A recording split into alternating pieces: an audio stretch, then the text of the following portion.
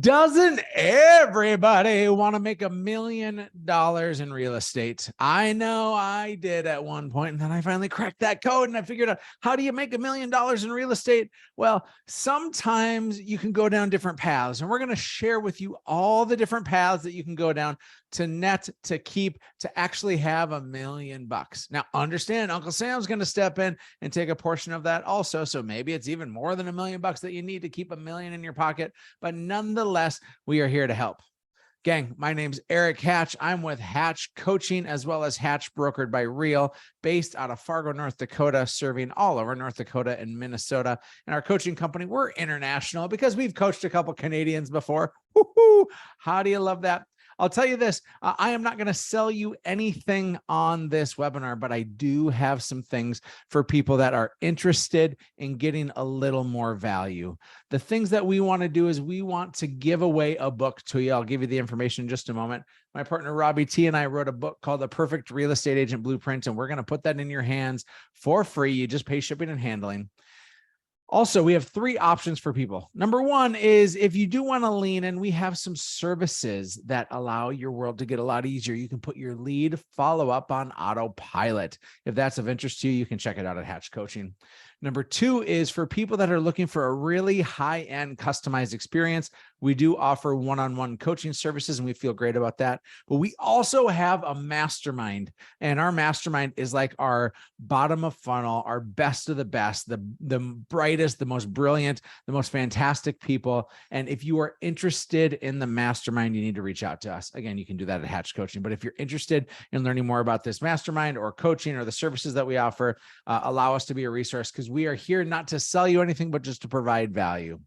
With all that being said, I am going to be bouncing back and forth between our slideshow and everything else. And I will tell you this, I think that this myth of making $1 million in real estate is a crazy one, because it was a myth for me for a number of years. I, in fact, climbed up. I was a solo agent in 2011, 2012. I started a team.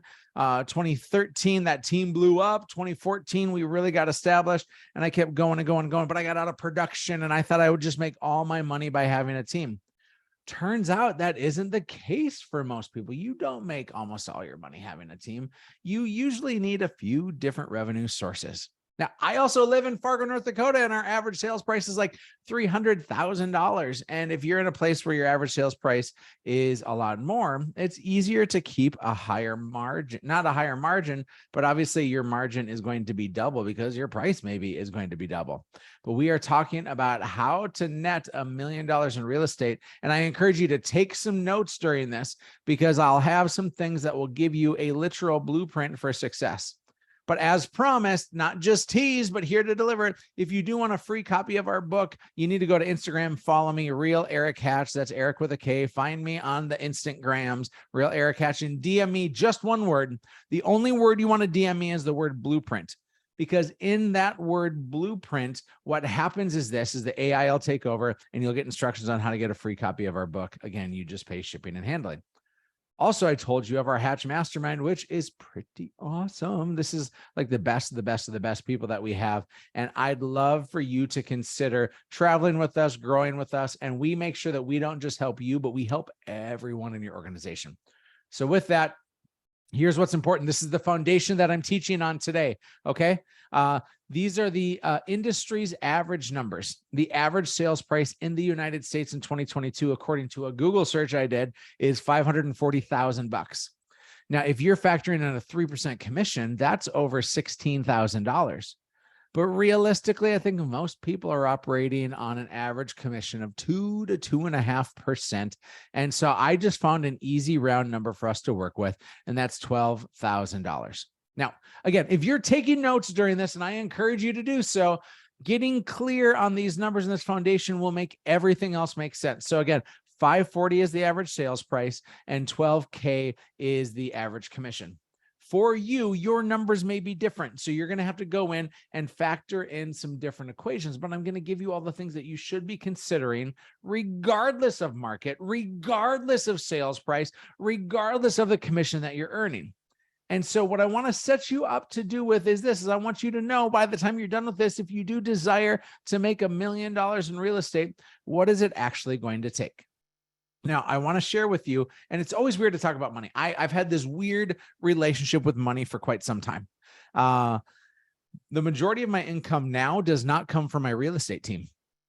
It doesn't. The majority of my income in 2019 and 2020 came from my real estate team.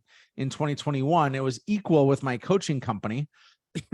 In 2022, it was like a three-headed monster between my coaching company, between my real estate team, and me joining Real, which gives really big financial opportunities in which to grow your downline. And this year, Real is number one, coaching is number two, and my real estate team is actually number three. So understand that there are different ways in which to make your millions. But if you are curious of how I got there, again, reach out and I'd happily share with you what it looks like, and we will go from there. So with the numbers we are building as a foundation, let's talk about one of the 5 options that you have. Option number 1 is a micro team. Please write that down, because most people in this industry know of a mega team. A mega team is what the Millionaire Real Estate Agent taught us. A mega team is what we see 99% of real estate teams in our industry doing. A mega team is what is known by most, but a micro team is one of my favorite ways. So let me be clear with you on this.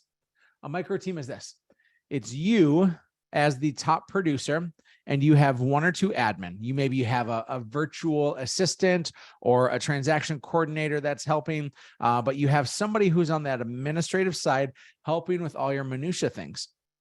Then you're going to employ 1 or 2 agent partners. These agent partners that I'm referring to are licensed and salaried agents. In fact, the book, The Perfect Real Estate Agent Blueprint, goes into massive detail about how this hired role will literally make you more money and save you a ton of time. I mean, gang, isn't that the American dream? People say the American dream is home ownership, and I say, oh, hooey, it is not home ownership. The American dream is making more and working less. And so this idea of you staying in production is different than what most of the industry teaches you. A micro team is you still as an agent selling houses. I think you can still have your cake and eat it too. You can still get back your time and make more money. The myth is this: most people think that getting a real estate team is the fastest way to making $1 million. And it's not. The fastest way to making $1 million is your own production. But the fear is, if I'm in production so much, I'm working every night, I'm working every weekend, I'm completely emotionally exhausted in this industry. And that can be a truth. But if you hire strategically and you hire the right admin and you hire the right agent partner or agent partners, they're now working those stressful things. They're now working nights and weekends. And your job is to cultivate relationships, to shake hands, to kiss babies, and to navigate your way through the tough stuff of inspections and getting contracts accepted. I saw this broken down. I'm a partner at a group called Place. It's like a team for real estate teams run by Ben Kinney and Chris Suarez and Chris Stewart. Unbelievable organization. And I saw a breakdown of this agent partner model.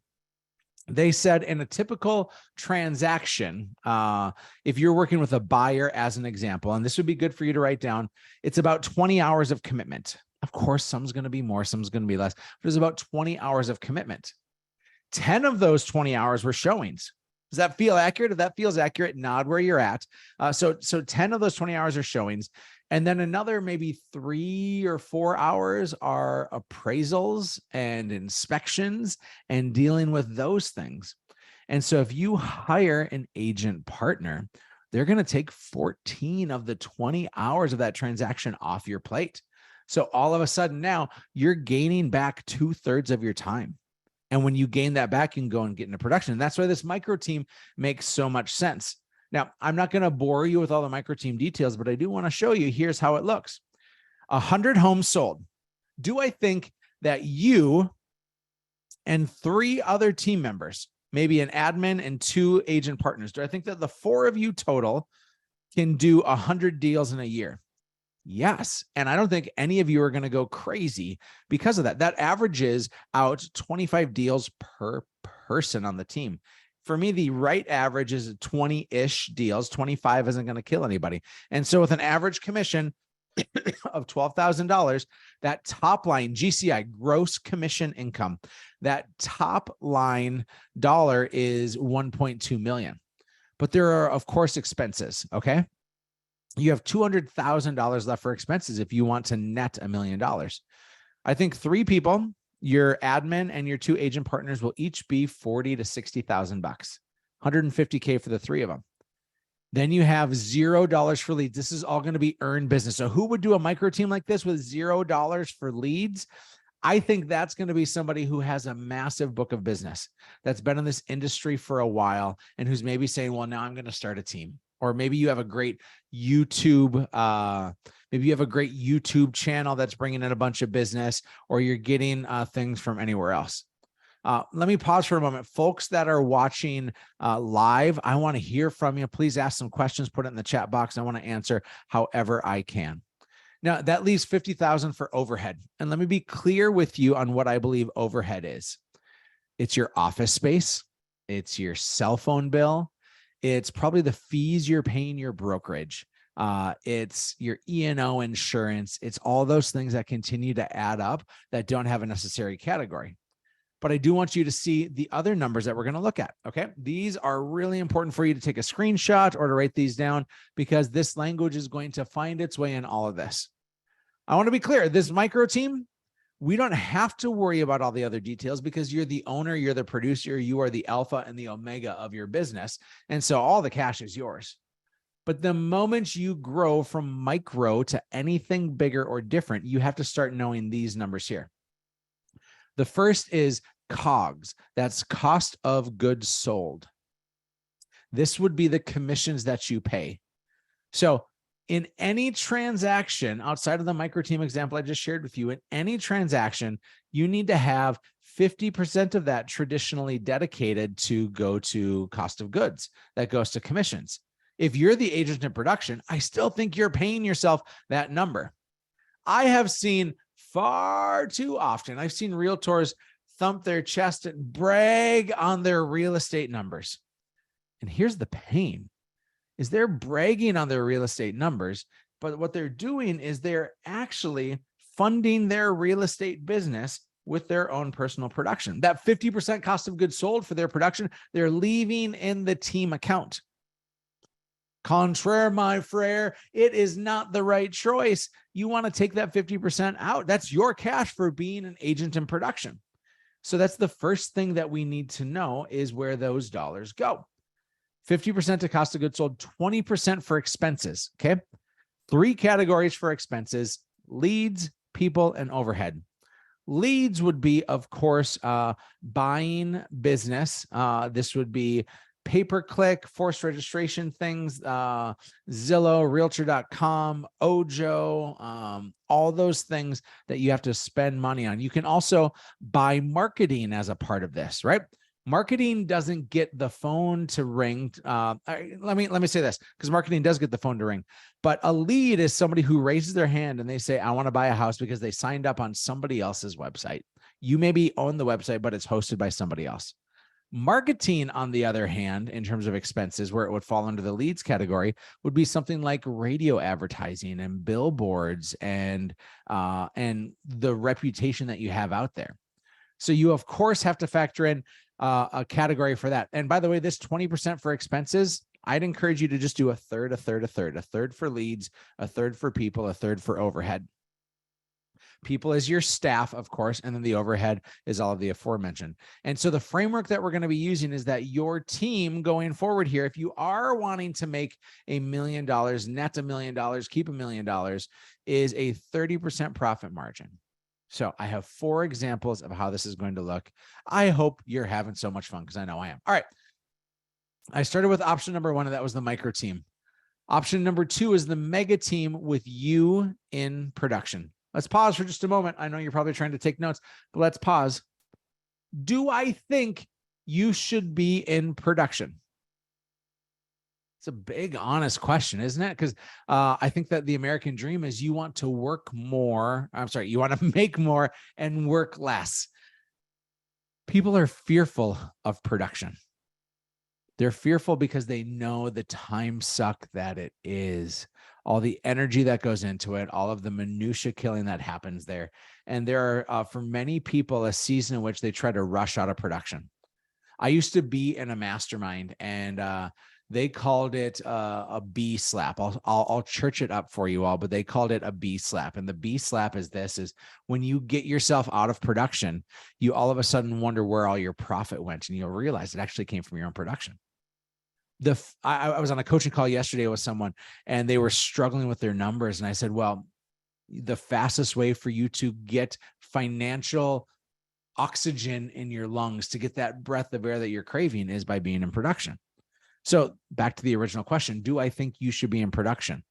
I think that if your team is not meeting your financial goals, you being in production is the fastest accelerator to get you there. So that is something for each person to consider. But I will tell you, you should be building leverage in a micro team within your mega team. Understand this. Here's your mega team, right? Here's this big old group where you have 30 agents and a bunch of admin and all these systems and processes, but in there is a pocket for your own production.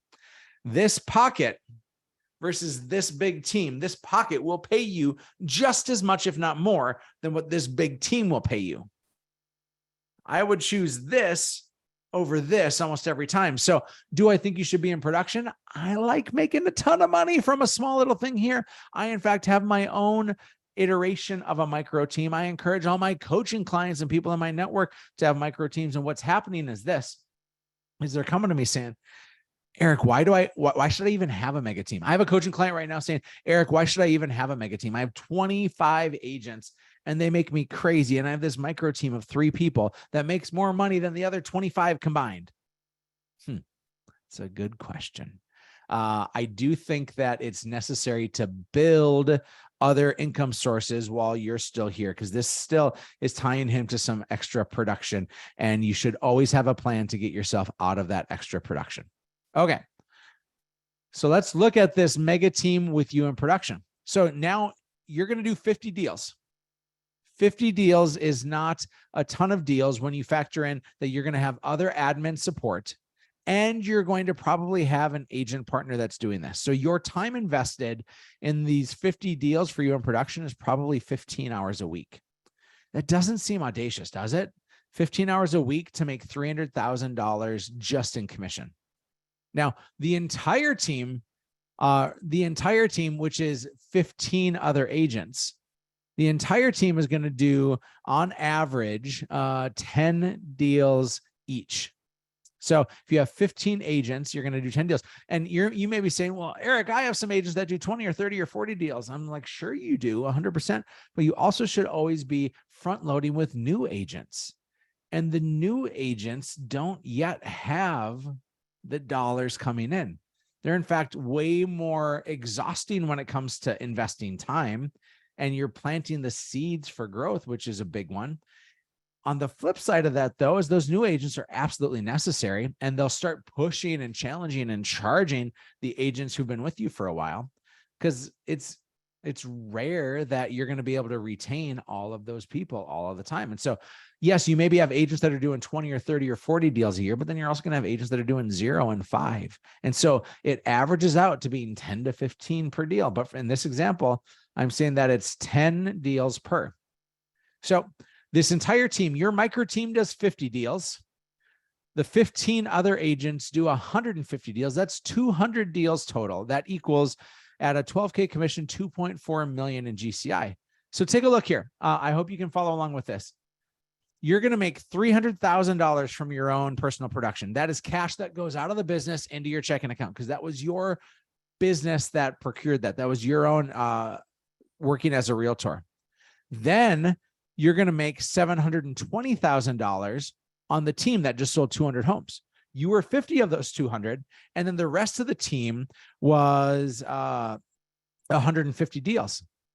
And with a 30% profit margin that you're gunning for, that leaves you with just over $1 million. Now, on the other side of that, you have to say, well, how do I get there? How do we actually get a group and an organization to sell 200 homes? Well, you have to spend money to make money. And that's where you go down to the bottom two dashes. You have $480,000 for expenses, $160 for staff, $160 for leads, and $160 for overhead. That's probably 3 or 4 staff members. And for leads, man, that's spending like 15,000, like 13 to 15,000 a month on leads. That's a lot of money. And then that's spending 160,000 in overhead. Again, that's everything from the office space that you have to insurance to your cell phone bill to work vehicle to all those things. And so option number 2 is you could have a mega team, which is a pretty cool option for some folks, but that comes with a lot of time. Let's think about the headaches that are associated with this. The headache that's associated with the first thing that we did with the micro team is that you are tied to a lot of things. You lose one person on that and you buy back their job, meaning you're taking on 20 or 30 or 40 hours a week of their work. That can be daunting. So the micro team has some flaws to it. The mega team with you in production has different flaws. You're now managing 15 agents, 3 to 5 admin, and yourself and your own personal production. Like, you're wearing a lot of hats here. You're dealing with a lot of headache from people. And I'll be honest, most real estate teams, and when I say most, I'm talking like 95% of real estate teams. I've been a coach in this industry a long time, and I can say with confidence, 95+% of real estate teams don't make a 30% profit margin. So realistically, you're going to need better numbers out of that. If you lose some people, that's okay, because you have other people that you can count on. But you are dealing with emotional chaos all the time. So is that the path that's right for you? I don't know. I'm not telling you what's the right path in this. I'm just giving you the options that I see out there on how to make $1 million. So we've covered 2, the micro team and then the mega team with your own micro team there. Number 3 is the mega team. This is you, and right behind mega team, you should write down no production for me as the rainmaker. This one's a really simple math equation. 300 homes times 12,000 in commission is 3.6 million. If you're profiting 30% on that, that's $1 million. Okay. Super easy to do. Can you get 30 agents to do 300 deals? How many staff members are you dealing with? Probably 5 or 6. How much risk are you taking on? Can you find success through having a team? I want to say this. People believe that having a team is the fastest way to make more money. And here's what we do is we sit back and we're like, listen, I know I can close 5 out of 5 deals of really good leads or referrals or other things. I can close 5 out of 5. So I could make and spend all this time here. And if each one is worth $12,000, that's a $60,000 commission thing. But I'm going to hire a bunch of agents and they're all going to close 5 out of 5 as well. And so they're going to make $30,000 and I'm going to make $30,000. And I'm just going to hire 30 realtors until I made enough bucks to make all this cash. The truth is, finding the people that are A-level talent is really difficult. Training A-level talent takes an inordinate amount of time. Training B and C and D level talent takes even more time than that. And then once you have people, what's your retention plan? Because you cannot do the old Ron Popeil Ronco food dehydrator. Does anybody remember that? The old food dehydrator infomercials that were on in the late 80s and early 90s? They had a phrase that was, you just set it and forget it. I mean, that's how they made beef jerky overnight, but that's not how you're going to retain great agents, is by just setting it and forgetting it. Instead, you have to have a great retention plan as well. So you may be thinking that having 30 agents is going to magically just make you $1 million, but those agents aren't going to close 5 out of 5. They're just not. They're not going to close like you can close. So you have a diminishing return on investment here. And then you have an inordinate amount of time that goes into the training and retention of. Then you're dealing with people problems, you're dealing with emotions, you're dealing with flight risks, you're dealing with all of these things. And so is the mega team the way? I'll say it's hard to make 30% having a mega team. In addition to that, I will also say that a mega team is really hard to make $1 million off of. I know some people that are doing it. I've done it before, but it is hard to do. Each of these has their own uh-ohs in it. Okay, we've covered 3. We had the micro team, we had the mega team with you with a micro team, and then we have just a mega team, you totally out of production. Number 4, this is if you're a team member. In fact, I know I have one of my team members, Izzy, watching right now. I hope others are watching also, is you can make $1 million being on a real estate team. It's just a math equation. Our average commission is $8K. So Izzy's split would be more like $4K instead of $8K because we're dealing with a lower price point. But let's use this average that we were using, okay? 100 homes times 6,000 in commission means $600,000, okay? 600 grand is a ton of money. Any of you ever made 600,000 bucks before? It's unbelievable.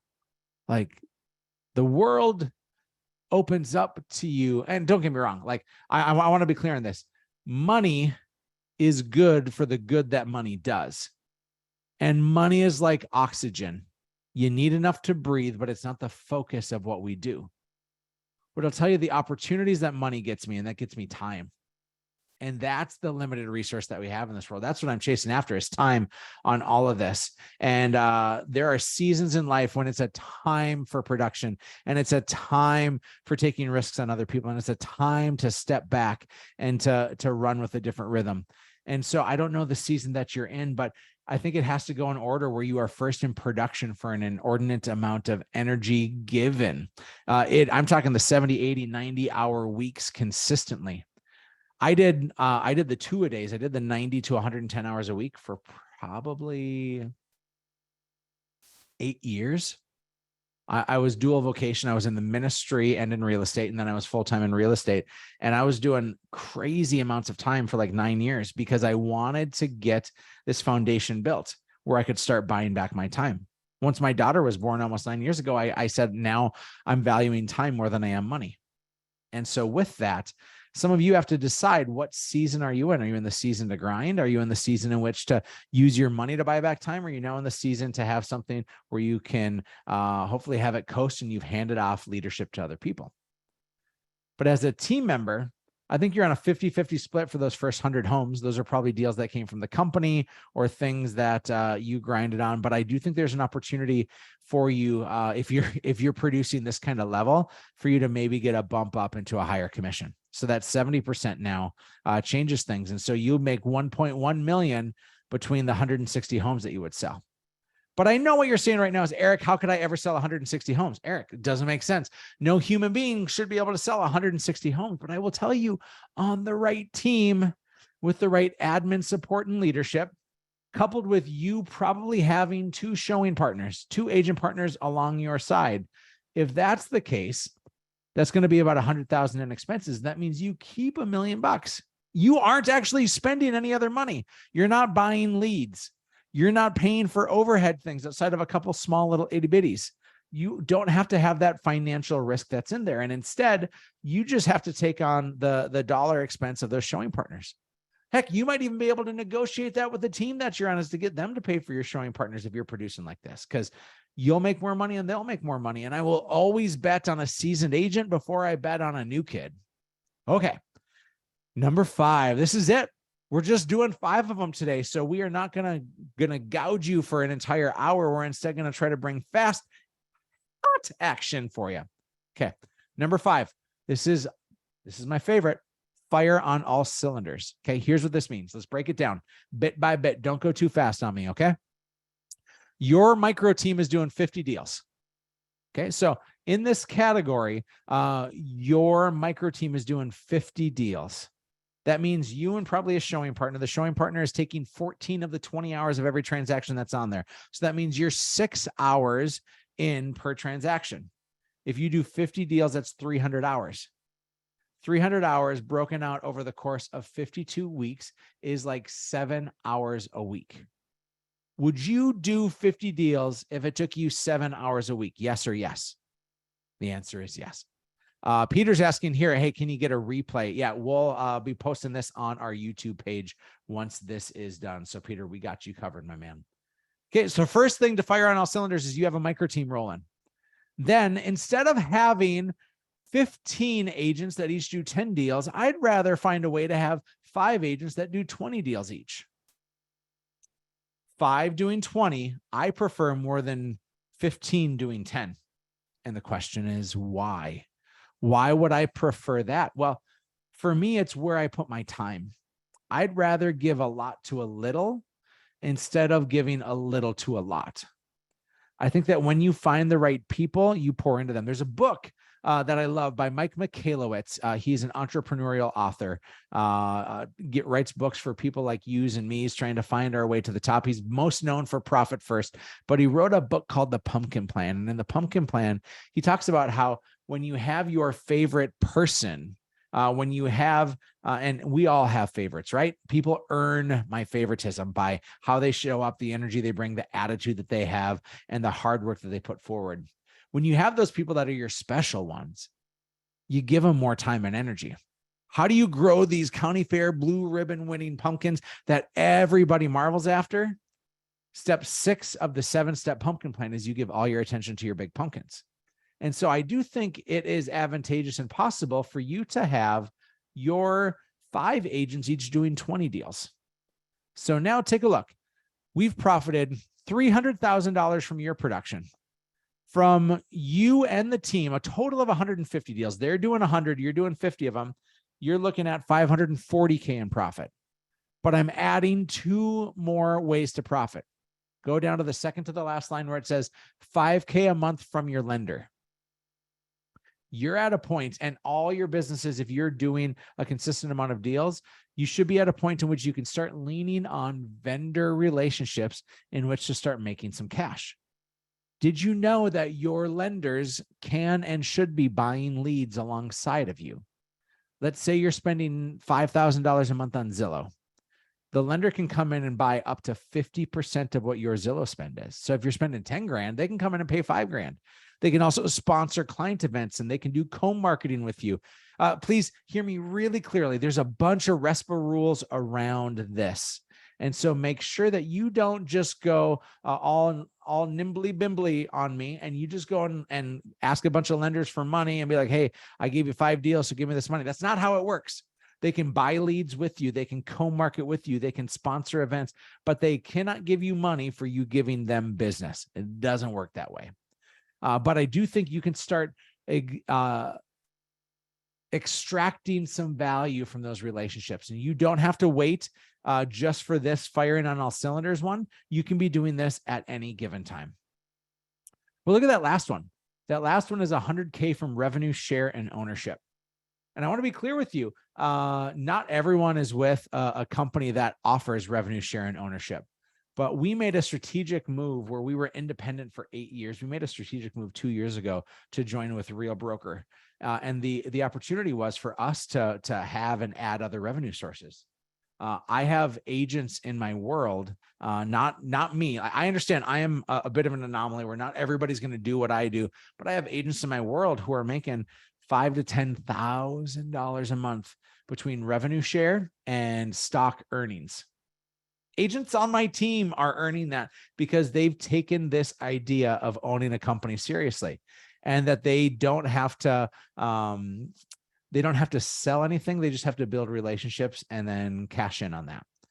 And so I'm going to share with you that one last time. Make sure you get it all in, this firing on all cylinders, because we now have 4 different revenue sources. Number 1 is your micro team. Number 2 is your team as a whole. Number 3, vendor dollars. Number 4, revenue from revenue and ownership that you are earning equity in. I have people who I'll use a guy named Tim Macy as an example. Some of you know Tim. He is my grandpappy sponsor over at Real. Really special man. Tim, his real estate team in total was selling 70 or 80 homes a year in San Antonio, Texas. Well, Tim joined Real about 3.5 years ago, and he now has gone on and he has over 3,000 people in his downline. Having over 3,000 people in your downline is no joke. And he's making more money now in a month from revenue share than he was making in a year from having his team. So again, Most of us are trying to just claw our way through by growing a team. Let me say this. Okay. We're going to lean in. We're going a little more quiet. Growing a team is really tough. It is totally worth it when you find the right people and the right rhythm. It takes so much time and energy and sacrifice. I don't believe that most people should grow a team. I'm not saying a micro team. I think micro team is like that solvency. It's that cure all for people, and it changes the scope of things. I think a micro team, I would say 99% of people should do a micro team. But for a mega team, I don't think most people should, unless you love these three things. Please write this down. The question is, should I have a mega team? Number one, you have to love the long game. A mega team doesn't have you win in the beginning. It has you win in the long game. So number one is you have to love the long game. Number two, you have to love leadership. I'm talking slow moving, galvanizing, supporting, cheerleading, coaching, progression studying, loving leadership. Loving leadership is really difficult because it usually means the sacrifice of self, where you get all the blame and everybody else gets all the credit.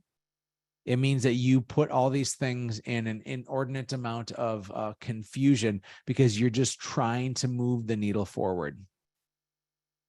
The number three reason that you should have a mega team or not have a mega team is if you're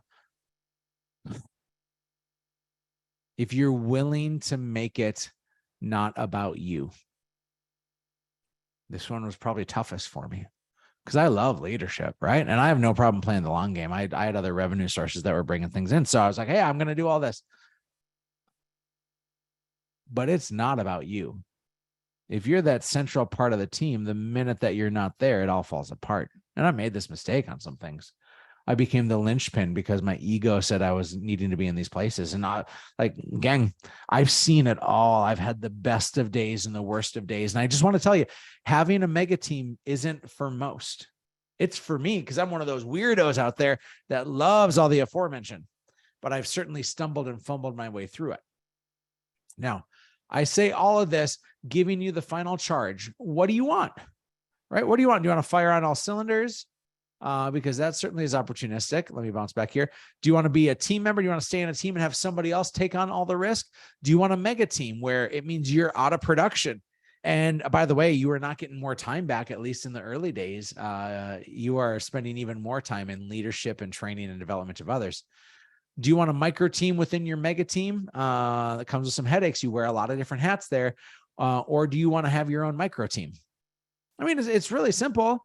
If you want to make $1 million, these are the paths. I maybe missed something. I'd love to hear from you. If I missed something, put it in the comments. Let me know. But I want to leave you with this charge, and I will stay on afterwards for any questions you have. I'll keep the record button going as well in case we're getting some value for our YouTube audience. But if you do want a copy of our book that talks about this micro team in great length, as well as dives into these numbers with way more specificity, follow me on Instagram and send me a DM, just the word blueprint. And then, of course, this is our sweetest of things that we have is our Hatch Mastermind. And we are always looking for great teams and individuals that want to lean in and have our white glove service. This is the best thing that we do. And if it's something of interest to you, please let me know. So that's how you make $1 million, net $1 million. Now, if you have taxes on top of that, you got to make even more. So I didn't go into those details, but this is all a math problem. And if I can help you in any sort of way, we love serving people over at Hatch Coaching. So please don't hesitate at reaching out. But I will stay on here and see if there's any questions. I'll pause the recording and I'll hit record if I'm answering anything. But thanks for tuning in. We'll catch you on the flippity flip. Ronald is asking, can you still spend for leads on a micro team? 100% you can. If we use that same math equation, and it's really simple to figure out. In a micro team, you're keeping all your cash, Ronald, right? It's all you. And so if you look to say, I'm going to spend $4,000 a month on leads, I mean, that's no joke. $4,000 a month on leads is big, but that means that you're going to then accrue $48,000 in expenses at the end of the year for leads. And if that's the case, 48,000 in expenses, and your average commission is $12,000, that means you got to sell 4 more houses. So instead of you selling 100 houses, you got to sell 104.